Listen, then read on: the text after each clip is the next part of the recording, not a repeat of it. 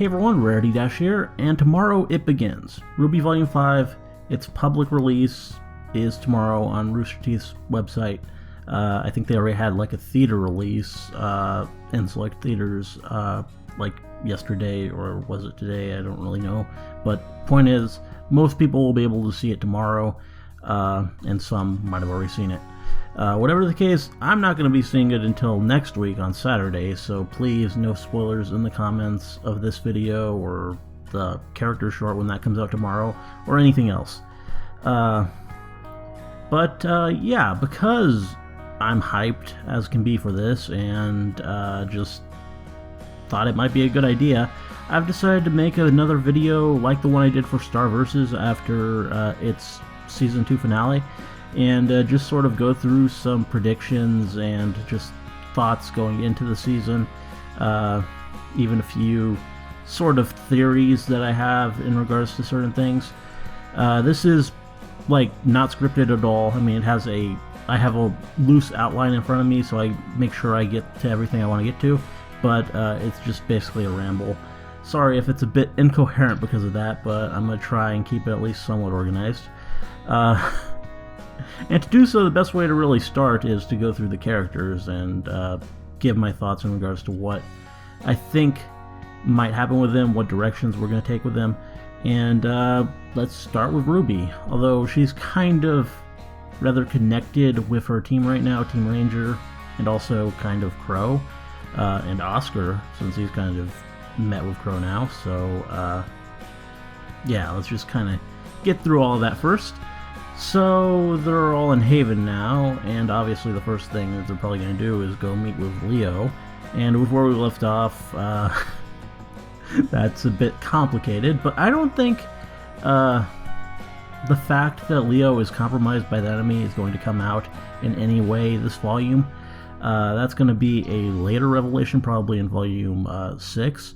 And I say that because it wouldn't really make sense for them to tell us that he's working with the enemy and then immediately have the characters learn.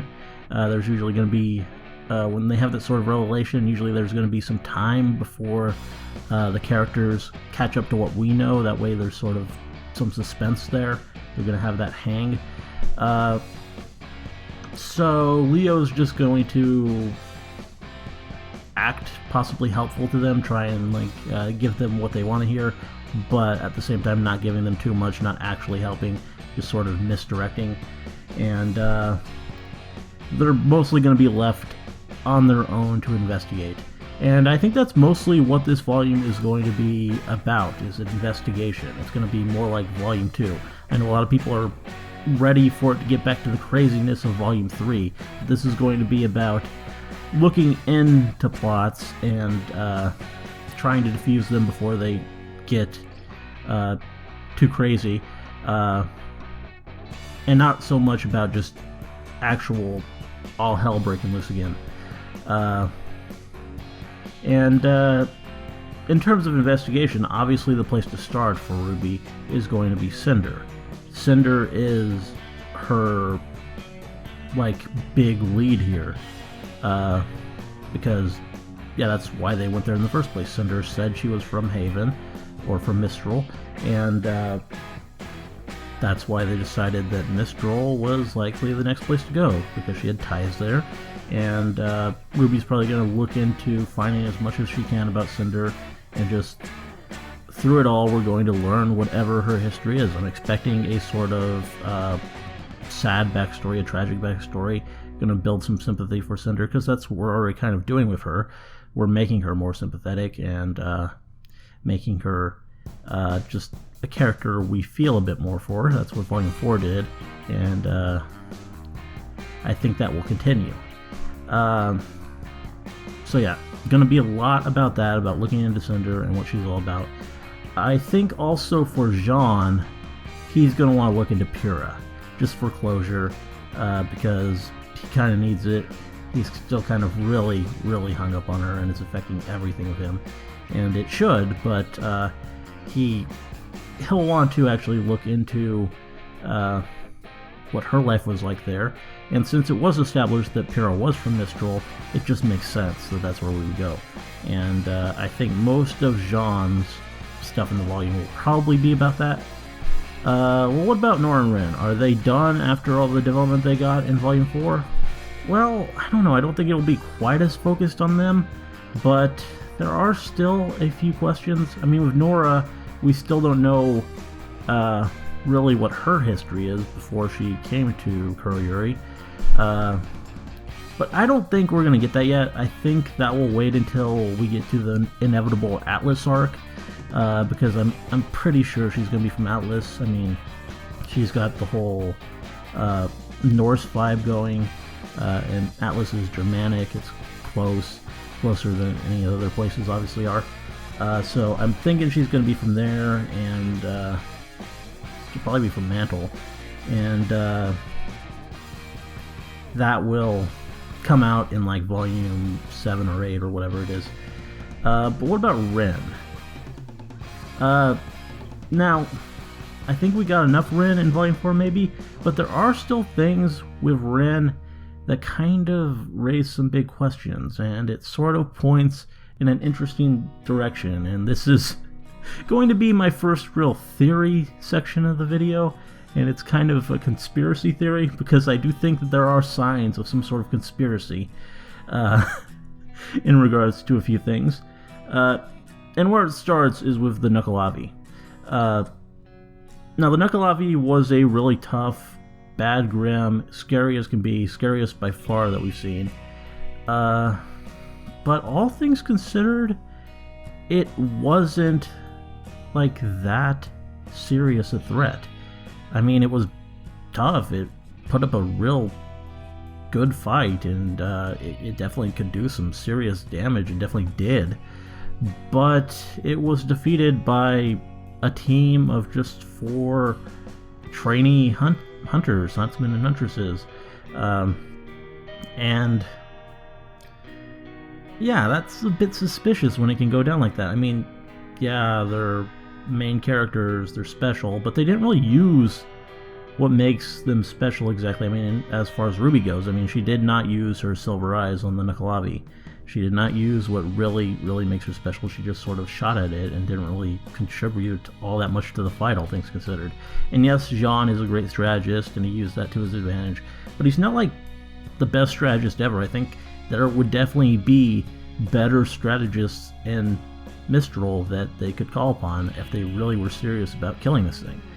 And yeah, Ren had a reason to fight, and that helps, but still, I just think if the Nuckelavee was that serious a threat for that long, someone could have taken it out sooner with how easily it went down there. And that definitely does make you think a little bit. And then you look at where it lives. The Nuckelavee lives in a cave overlooking Kuroyuri, which is a town not very far from Mistral. It's right near Mistral. I think the mountain is even between Kuroyuri and Mistral.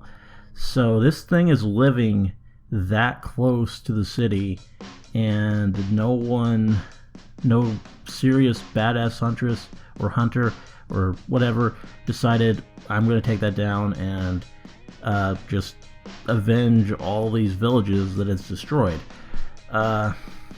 It just seems a bit much, especially when you then consider who else lives in the Kuroyuri area, or is implied to. That scene at the end of Volume 4 in the final episode that Yang comes across, she looks at it like it's a consideration of her choice, the choice that was presented to her by Tai, which is go to RWBY or go to her mother. That implies that Raven is in Kuroyuri. That is where she's like hiding out, that is where Crow told her, or told Yang, that she is. And if that is the case, if that's where Raven is, then Raven could have killed the Nuckelavee at any time. It's there, she knows about it. And then you remember that, yeah, both Raven and the Nuckelavee were in Xi'an. So they're both tied to 2 different villages. And even in Onayuri, you see some like ravens fly by overhead, and that kind of symbolically ties the tribe into that place as well.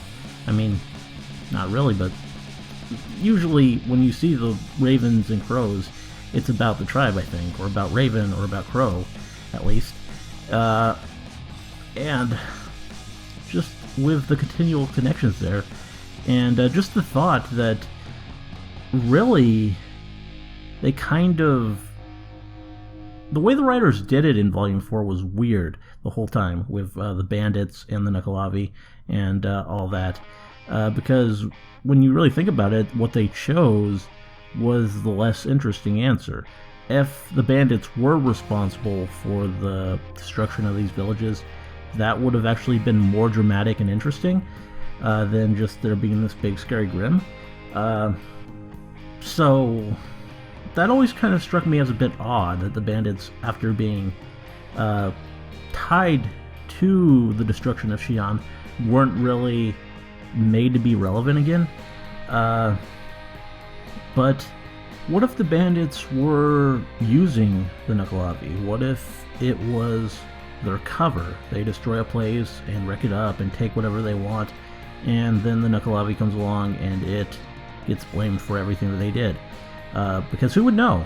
I mean, if they didn't find that one survivor hunter in Xi'an, then wouldn't they have probably just blamed the Grimm? Because who can really tell at that point? And obviously when Crow talks to Raven, she gives her excuse, oh, I didn't know that the Grimm would be that bad or whatever, but it just seems so disingenuous that it's easy to believe that she was like lying there and not really being completely upfront. And yeah, it just seems very possible to me. But why would she be doing it? To what end would she be using this Nuckelavee and targeting these villages? And for that, I think we need to look at the specific targets themselves. Starting with Oniyuri, which is probably the most interesting because we got a full backstory for it from Ren. And it was planned out by these wealthy backers who wanted to form their own splinter kingdom away from Mistral, and just have their own laws and their whole different thing going on. And it didn't get off the ground. It was destroyed before it was fully built. And that is interesting. Is this because the writers just wanted a set piece for the Crow-Tyrian fight where they could have these ceiling beams hanging out? Or is there more of a reason for that? Because it doesn't really seem entirely natural that a Grimm would target a city where no one would really be living yet. It's still under construction. I mean, wouldn't they be more drawn to a more populated thing? I mean, I guess they're Grimm, they're drawn to wherever there are people with negative emotions, and that's that. But still, it just seems like a weird target for a Grimm. I mean, the older Grimm we know do have that level of intelligence where they know when to wait, and in that case, waiting would probably let them destroy more and kill more people. So it's kind of weird that they didn't let the village actually get fully constructed. But there's definitely a reason that, say, people in Mistral might want Oniyuri destroyed before it even gets off the ground. Because, yeah, it would be a rival kingdom. It would be a potential rival not that far from Mistral, and that could be seen as a bad thing. And then you realize that this is not necessarily isolated, because after Oniyuri was attacked, Kuriyuri got attacked. And Kuriyuri was home to one of those wealthy Oniyuri backers, Ren, who, yeah, you can tell that the guy is someone wealthy and dignified and important, just from how much better his family dresses than everyone else in Kuriyuri. And he's got a nice house and access to a safe house, and all of these stuff, it's pretty clear that he is someone very important. And to emphasize that more, there's that throwaway line where after he has the scene with Ren where he comes in after the whole bully incident, he says he's going to go speak to the mayor. What is the relevance of that, I wonder? Because most of the other parts of that flashback, they are like just to show what Ren lost. But that's interesting. It's not really relevant to Ren at all. It's just sort of showing that this guy is connected. And that makes you wonder. Oniyuri was destroyed, and then Kuroyuri was destroyed. Was Lee Ren the target? And or is it just coincidence? I mean, that is still possible that the Nuckelavee just coincidentally destroyed both these things, and that's it. But it does make you think. And then you look at Xi'an. I mean, what's really there? It's kind of inconclusive in that one. There isn't really a known political, like, aspect to Xi'an Village. But it could possibly be because of the airship. I mean, like a purposeful attempt to slow down travel from one side of the continent to the other. I could see that being the cause for wanting to target that village. And we do see the airship in the background, and it's destroyed. And we know the bandits came first. And I don't know about you, but I would think that the bandits would want to claim the airship as their own, or at least, like, take it and sell it, because they seem to be pretty rare in Mistral. But no, it's destroyed. They don't take it at all, and just leave it to be destroyed by the Grimm, or they destroy it themselves, who knows. And that's kind of odd. I found that detail always kind of weird, that we can see the airship destroyed in the background. And yeah, that might have been what Xi'an was all about. But you're probably all wondering now, why would Raven act for Mistral? And I don't really have a good answer for that, but my best guess is maybe there's some sort of secret deal. Maybe her crimes get overlooked if she adds these targets to her list of places to plunder. And yeah, maybe it's as simple as that, and she uses the Nuckelavee as cover and just does, on occasion, what the Mistral government tells her to do. And if that is the case, I can see Ren really, in the wake of what happened, being compelled to investigate his father's circumstances and possibly starting to unravel that. And if so, that could be very interesting. Though, who knows, maybe that's just a wild conspiracy theory. I mean, it probably is. But there are those little signs, and it's interesting, and stuff like Lee Ren and the mayor line, and just that we were given all that backstory about Oniyuri. It does make you think, or at least make me think, obviously, because I just spent like a really long time on that, longer than I thought. Moving on, Crow, yeah, I don't really see him coming into play that much. I think Leo's probably going to keep him busy and away from RWBY most of the time, and we'll probably get some scenes between those two, him and Leo, and that's mostly where he'll be.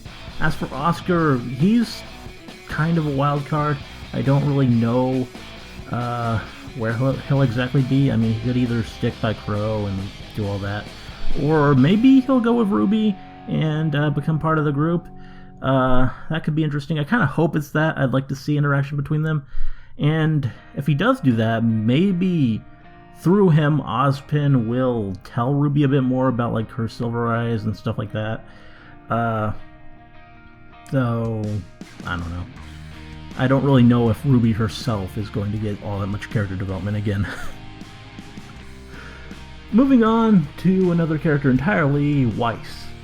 Now, Weiss is the one I have the least to say about, because I don't really know what's going to happen with her. She is a particular case among the cast. V4 was sort of a lull for Blake and Yang, both having to snap out of destructive behaviors after being broken. And RWBY, she had minimal development. Her story was not really even about her. But Weiss, her Volume 4 story was really the culmination and completion of her initial character arc. She, finally completed it. She stood up to her father and decided she didn't need this anymore, and she left. And that kind of leaves her like in this place where I really don't know what's next for her. It's going to be something different, and honestly, she's probably going to her stuff is probably going to mostly be on the back burner until we get to the Atlas arc, just because the relevant players are kind of way out of focus now. Back in Atlas, Ironwood, her dad, all that stuff, we've left it behind. Really, all she has that's going to connect her here is going to be Winter. Winter is going to tie her into whatever happenings are going on in Mistral, and that's going to really decide what she's going to end up doing, at least until she reunites with RWBY. But yeah, I just really have no idea what Weiss's role is going to be and what she's going to end up doing. But once she joins RWBY, it's probably just going to be helping her with whatever she's doing. And I don't know if Weiss herself will get all that much character development, aside from in places where it relates to her sister. I'm sure that will get built up a lot and further developed. But yeah, I don't really know beyond that. Moving on to Blake. Well, Blake, we left her in an interesting place. She stopped running. She plans to take on the White Fang, reclaim it. But I really hate to say it, but I think she is walking straight into a trap. And this is going to be another more in-depth one. So yeah, the Albanes, they knew where she was and who she was with, and at the end of that scene, we see that they're going to report it straight to Adam. That's what they say they're going to do. And yeah, Adam is busy in Mistral, but I'm pretty sure he would take the time to prepare things for Blake. He would take some preparations for Blake and have some plan there. Now, Ilia, everything suggests that she is part of the Fang in Menagerie. She's not directly under Adam. The Albane's comments allude to this, that she would be ecstatic about Blake returning. That wouldn't make sense if she was in Vale. And she bows down to them in the end, in the final chapter. So, yeah, I think she's under them. But that said, it's repeatedly emphasized that the White Fang in Menagerie do not wear masks, and Ilia does.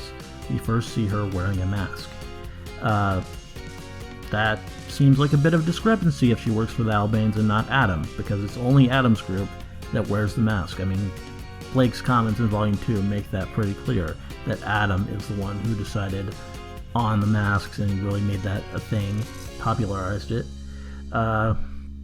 So, yeah, why was Ilia wearing a mask? And why was she wearing a mask in that particular situation? Was it just to conceal her identity from Blake?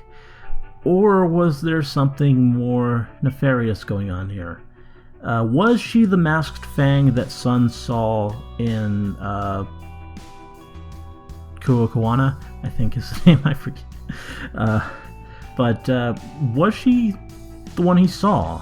And if so, considering her ability to conceal herself, why did she let herself be seen? Did she want Sun to notice her? Did she want to raise his suspicions? And then you think she doesn't really put up much of a fight for the scroll containing the big secret plans. Blake is frazzled and worried for Sun. Ilia probably had the advantage there. If this scroll was that important, she probably could have taken it back and spared having the big secret plans of her organization revealed to someone who's antagonistic to them. And maybe, yeah, she went easy on Blake because she doesn't want to fight her because of their history. Whatever that might be. I'm not going to get into that kind of theorizing, but yeah. But that is possible, but I just think her loyalty to the Fang is greater than that she would not prioritize her feelings for Blake over, like, doing what she should be doing. And then you consider what she said. You shouldn't have come back here. What exactly did she mean by that? Is it a threat? Is it just sort of like a blanket, you don't stand a chance, we're going to crush you sort of deal? Or is it more of a legitimate warning? Because again, you gotta consider what the history between these two was. They were close, they were friends, and Ilia obviously cares a lot about Blake. She likes Blake a lot. The Albanes, and they have no reason to lie in this case, say that she would be ecstatic to see Blake. And considering that, is this in fact an earnest warning that she's making a mistake here? That she shouldn't have come back, she's playing right into Adam's hands? Is that what Ilia's trying to tell her? Because it seems possible to me, with everything else, with how suspicious it is, with the mask, and just the fact that something obviously is going on that Blake is not really aware of. She doesn't know what the Albane's loyalties are, and yeah, it just seems like so much is against her that it's very possible that her one old friend is trying to tell her that she's a bit in over her head in this case. And then you have to consider Adam and this apparent plan of his apparent falling out with Sienna Khan, and the fact that he plans to take the Fang for himself. Because that seems kind of odd to me. Is that just some fake news that he cooked up to force Blake into rash action? Because, yeah, Sienna Khan is the one who shaped the Fang into its new ideology. Sienna Khan was the leader Blake was talking about in the initial story about the White Fang in Volume 1. And it wasn't Adam. Adam just sort of followed that ideology. Everything suggests that the two are pretty much aligned, and I don't really know why Adam would need to get Sienna Khan out of the way.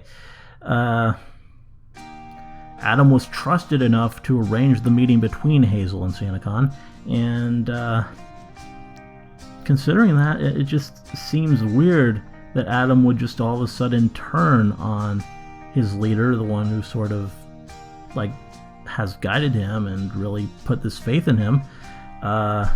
I mean, there is a possibility that the meeting between Hazel did not go well. Sienna Khan rejected it all and doesn't want to go ahead with the Salem thing. But are we to believe that that's where Adam really is at this point, willing to undercut the leader that he stood by and just sort of deliver the White Fang to Salem? That he just wants to kill humans that much? That he's going to, like, throw away his principles and go to work for this evil entity?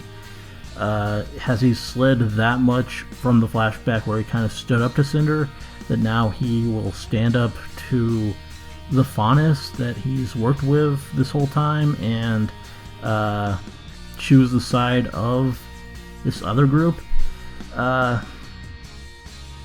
It seems like a bit much. I mean, Adam isn't really a picture of sanity or, like, reasoned thought, but I don't know. I think there was some sort of, like, loyalty in his character, I like to think, or at least pride, something in there that would kind of get in the way of him just sort of turning his back on what they're really about and just, like, going full in with the dark evil stuff. I don't know. And yeah, it just seems like it would be a weird move. Though, I mean, Adam has suppressed this in the past before. I mean, we got a completely different idea of him at the start than when he actually showed up in Volume 3. but I don't know, it just seems like a bit much to believe, though as said, it is completely possible.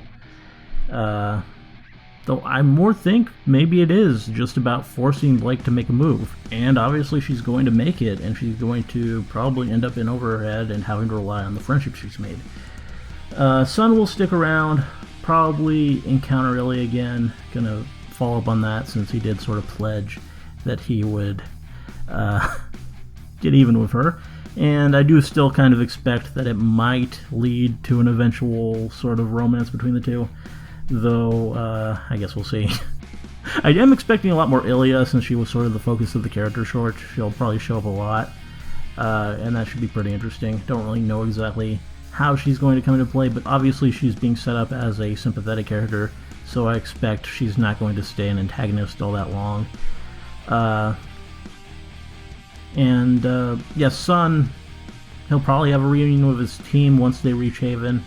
And because they are going to reach Haven, I mean, probably pretty quickly. The character short, they were still in Menagerie, but I'm expecting they'll be in Haven like not that long after the start of the volume, and pretty much all of the volume this time will be in Haven, and that way they can keep the story just more in the same place. And that's probably enough Blake. Moving on to Yang. Yang will start by going to see RWBY, cute sister reunion, all that stuff. And it'll be fun.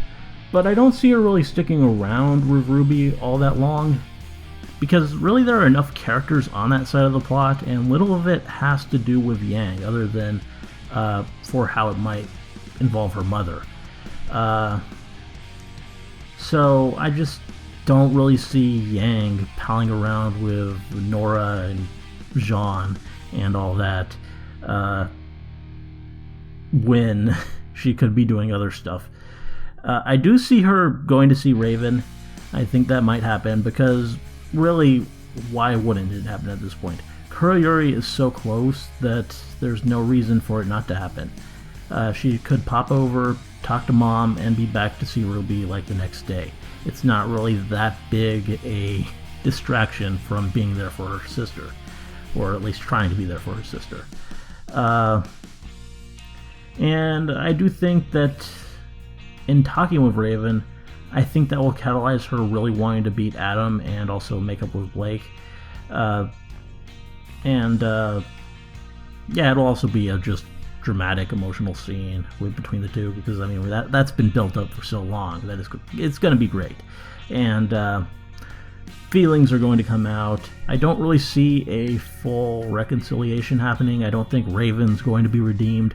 I don't think Yang is going to fully accept her, but she's at least going to let this point her in the right direction, and as a result, she'll probably end up following some tip to the Blake side of the plot. And it's not just shipping that makes me say that. I mean, I am crazy about my Bumblebees, but as I see it, Blake's plot really is Yang's plot. Blake is the pivotal character in basically every Yang scene in Volume 2 and Volume 3. Just a really tight narrative focus is on Blake in basically all of Yang's plot at that point. And in Volume 4, it might seem like Tai is the pivotal character, but really I think it's Adam. She's still struggling against him. He is in her dreams. He's on the TV when she looks at it. And Armed and Ready, that was the big song at the end, and it's all about Adam. And I really think that the two of them, Blake and Adam, are and will remain the chief focus of Yang's plot for probably the next few volumes at least. And yeah, I just think that will continue.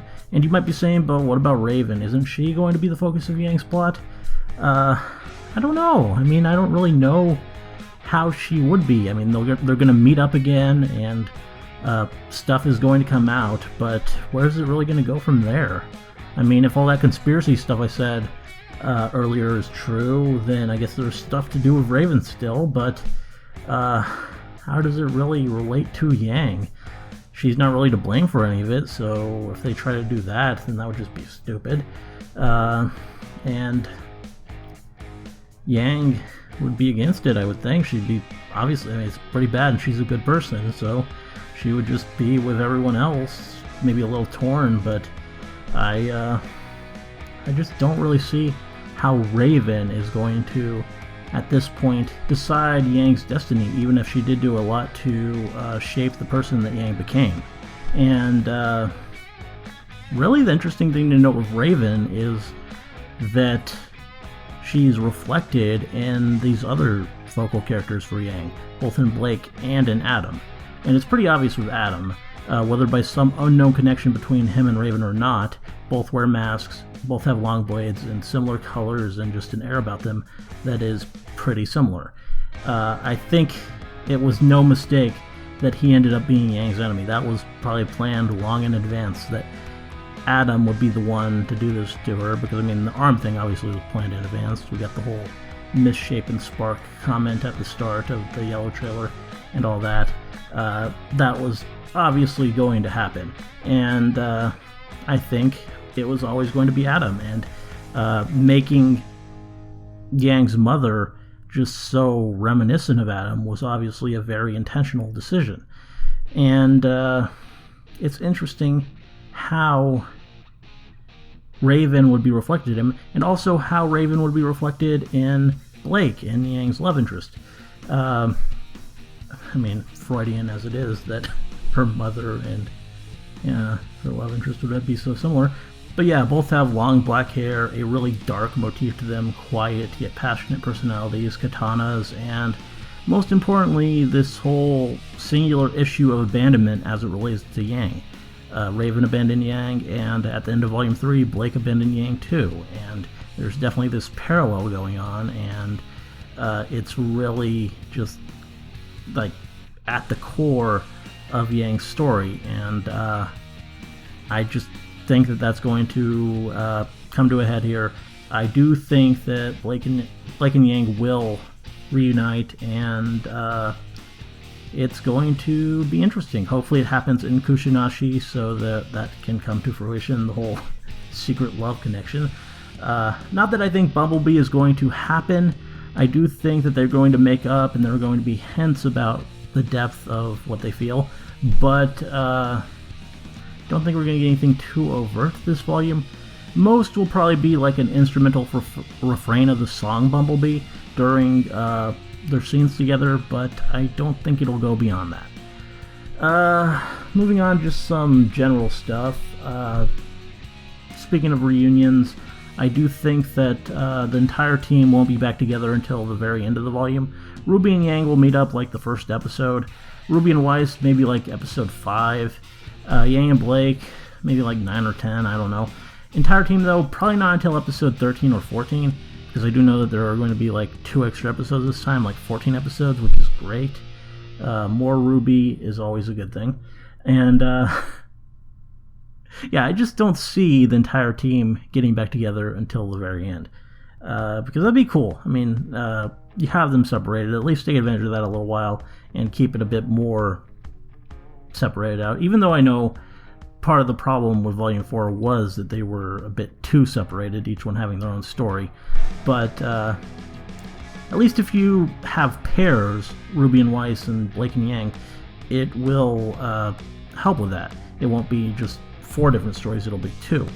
So yeah, that would be a good thing. And what else? Well, I already said Neptune and the rest of Team Sun, they're probably going to meet up with Sun and Blake.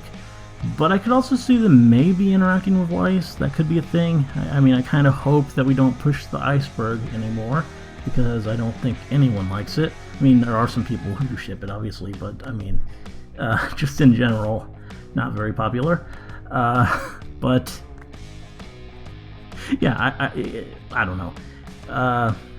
Whatever the case, I am definitely, I guess, looking forward to seeing more of them. I mean, more Neptune, everyone wants that. But it's inevitable. And I'm really hoping that we get a Team Auburn cameo when we get to Haven, because it would make sense to have it. They're obviously Haven students, and we had a fight with them, and they were pretty cool. And Reese and Arlen are in particular great designs, and I'd like to see them. They could end up being sort of like this volume's Team Coffee in a way, and if so, that would be really cool. I think, I don't know, I don't know if we really will like get in touch with any of the characters scattered in other places. I think it is going to be pretty focused on Mistral and Haven. Maybe we'll see scenes with like Ironwood or like Ty or whoever, but I really think they'll be pretty out of focus here. As for Salem and Co., I really have very little idea. Cinder will get like explored by RWBY and her investigation, I think, but I don't know if she herself will be mobilized and out there yet. Don't know if she's ready. And if she isn't, then obviously probably Mercury and Emerald won't be out there either. So I can see them getting dispatched and not her, maybe. I don't know. But yeah, not really sure at all. As for Watts, I see him probably just hiding in plain sight with Leo. Unless they know who he is, like they did Hazel. Ozpin recognized Hazel, so if Watts is as known as Hazel is, then obviously that's not going to be an option. But if he isn't, which I don't know, he seems like someone who might blend in a little better and not be as known, then he's just going to be there and interacting with like Crow and stuff, and it'll be crazy. Though, I guess we'll see. Hazel will probably remain involved in the White Fang side of things since he was kind of set up there, and just be acting as an intermediary, and might see him fight. I would hope so. Be cool to see him like fight Blake or something. I think he'd probably like crush her pretty easily. I do think we will see Sienna Khan and finally have all those questions regarding that character put to rest. And yeah, it'll be cool. And yeah, not really expecting much of anything from Tyrion. I think he'll probably mostly sit out this volume, maybe appear in like some scenes back in Salem's place, but not really be that involved.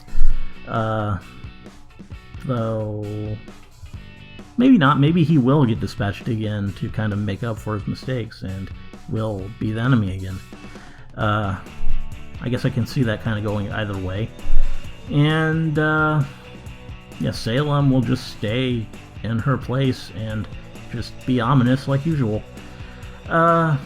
Again, just in general, it's going to be focused on investigations. Not going to be really like character deaths and just all sorts of action all over the place. It's going to be about finding answers and rebuilding relationships, reunions. None of the plans that the villains have will really go into full force. Nothing's going to be really seriously enacted here. It's just going to start to have the right pieces in place to get pushed into motion, and next volume is where it's going to all break open again. And yeah, but that said, expecting a really good volume. I think it's going to be a lot of fun. Can't wait. And don't know if I'm right about any of this stuff, but I'm certainly looking forward to it regardless, and I hope it's as cool as I imagine. Anyway, 45 straight minutes of RWBY talk is probably enough, so I think I'll cut it off here. And I don't really have anything else to say anyway, so yeah. And yeah, just say, hope you enjoyed all this, whatever it was, this ramble about various things. And yeah, see you in Volume 5.